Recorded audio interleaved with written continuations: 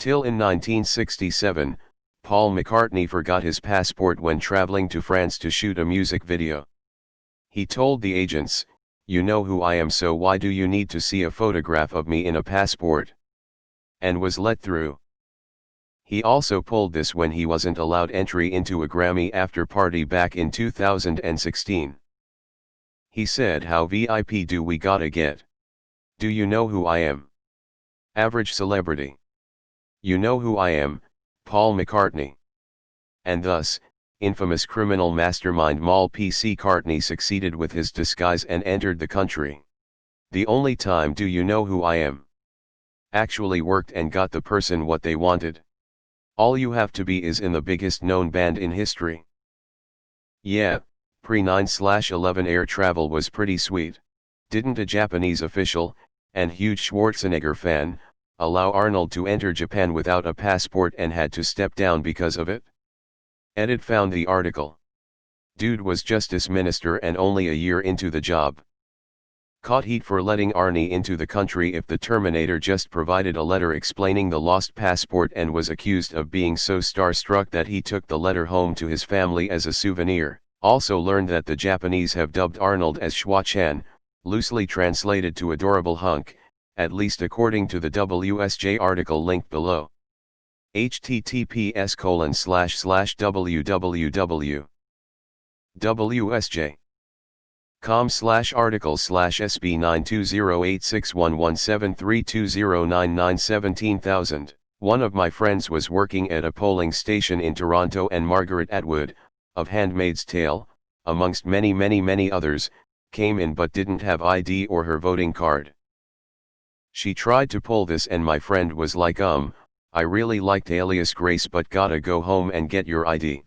She grumbled but then went home, grabbed it, returned to the polling station and thanked my friend for following the rules. This is not even close to McCartney's level, but when my wife and I went to Europe on our honeymoon, we initially landed in Frankfurt from San Francisco and passed through customs and immigration, of course. We continued to fly around Europe to different countries, some outside the EU Schengen zone, Turkey and the UK, if I recall, and both times we flew back to Frankfurt to either connect or whatever. Curiously enough, every time we flew back to Frankfurt and passed through customs we got the same border official.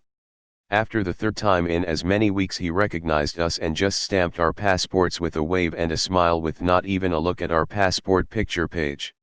Reminds me of when astronauts returned from the moon, they had to go through customs and show their passports. https://www.com/7044 Moon Apollo Astronauts Customs, HTML. See, look, we don't need passports, all we have to do is be part of the most successful band in history. Oh, to be a Beatle in the 60s. It's Paul, they'd do anything for him. I remember reading about an event happening at Shea Stadium in 2007 which was getting defunct. The Beatles had a show there in '65, crazy crowd. Anyway, Billy Joel was doing the last show for Shea Stadium, and asked Paul to be a part of it. Mac really wanted to be there, but his flight was en route to Canada and there was no way he could make it to Shea Stadium on time that night. Someone put a call on the air control, and cleared air traffic. Everybody at JFK were like, "We know you, just keep moving," and there were police escort. He made it probably in 15 to 20 minutes from JFK to Shea. Beatle power. He actually said, you know my name.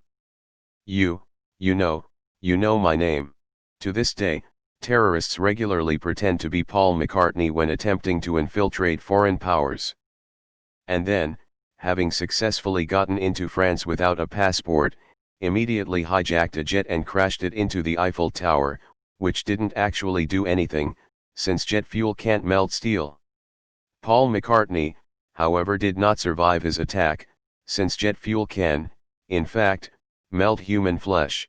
That's the real conspiracy, and the Beatles have been trying to tell us for years using subliminal messages.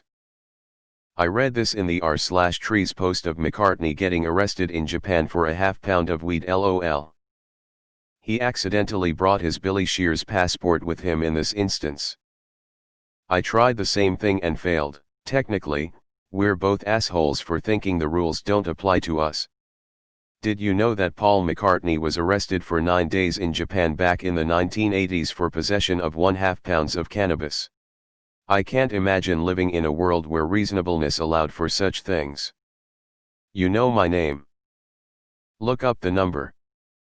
Remember kids, the rules don't apply to you if you're rich and famous enough. People underestimate what fame really was before the internet. See, we're all used to hearing all sorts of names and bands and the occasional major celeb, except not occasional anymore, all the time at any time because we can just get the news on them. Plenty of names are known, heard of, now that would never get anywhere near as much exposure back in the day, if any beyond a local area. Pre-mainstream internet? It took some work to be recognized throughout a major country, never mind a global sensation. The Beatles, Queen, Michael Jackson, etc. These were megastars. The type of guys who had crowds stalking them 24/7. Where that's just the norm online, now, that was some of the rarest of the rare that only came along once every few years. The Beatles were and are legendary, and in their prime they were one of if not the only group of celebs that could go to pretty much any Western country and just be like you know me to anyone and there's a 50% chance to be true. Was this before or after he died in a car crash and was replaced by a look-alike? David Crosby, of Crosby, Stills, and Nash fame, bought a copy of his autobiography at a bookstore I worked at decades ago. They asked for an ID when he paid by check. He held up the book with his photo on the back. They still required the ID. Same year they delivered STG. Pepper LHB, Magical Mystery Tour, and the White Album, I would say they were on top of their game that year. Some commenters don't seem to recognize he was in the world's biggest rock band in 1967, a band that not only ruled the world, but had multiple successful films while having their faces on lunchboxes everywhere.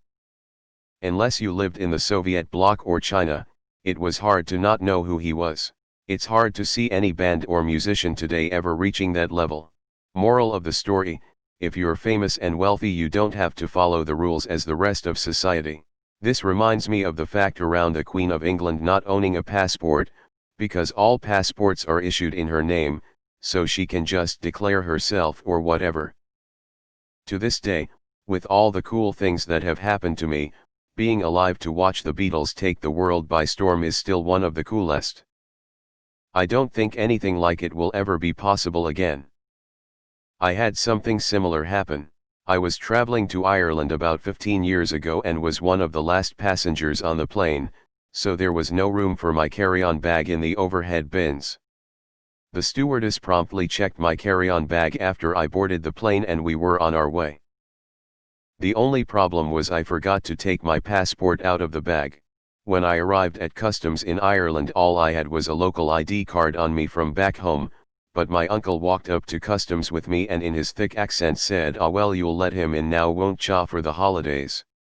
Or something to that effect. The customs agent wished me good luck getting home and said welcome to Ireland. A Scouse, Liverpudlian, friend of mine with a very thick Liverpool accent once managed to lose his passport after checking in and boarding a flight from Reykjavik to the UK. He realized he didn't have his passport at the UK border control desk and was let through after an interview when they said, "Well, you're obviously English, no one could fake that accent." The problem with that, from a security standpoint, is that it reduces security to looks right. Physical possession of a passport is already a decent indicator that you're that person. A good look-alike may be able to get through by pulling this off, but it's unlikely someone looks alike and has a fitting passport that isn't marked stolen.